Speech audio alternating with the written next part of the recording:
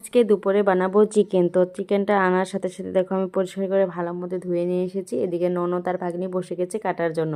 তো আলু পেঁয়াজ রসুন এগুলো ওরা কেটে দিচ্ছে, আমি এদিকে বসিয়ে দিয়েছি। কালকে তো বলছিলাম তোমাদেরকে যে ওরা আসবে, তো আস্তে আস্তে রাত্র হয়ে গেছে আর দেখানো হয় না ওদেরকে। তো ওরা লজ্জা পাচ্ছিল ভিডিও করছিলাম বলে। এদিকে দেখো আমার রান্নাবান্না প্রায় হয়ে গেছে।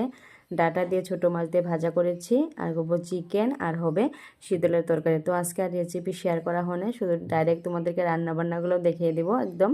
তো দেখো চিকেনটা আমার হয়ে গেছে, এদিকে আমার শীতলের তরকারিও হয়ে গেছে। ওরা রেডি করে দিয়েছে, আমি বানিয়ে নিয়েছি জলদি। তো ওদেরকে অনেক খিদে লেগে গেছিলো, তো ওদেরকে খেতে বসিয়ে দিব এখন।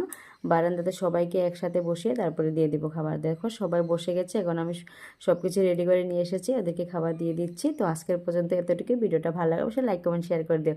ওরা লজ্জা পাচ্ছিল ভিডিও করছিলাম বলে। তো দেখা হচ্ছে নতুন একটা ভিডিওর সাথে। তো টাটা বাই বাই সবাইকে।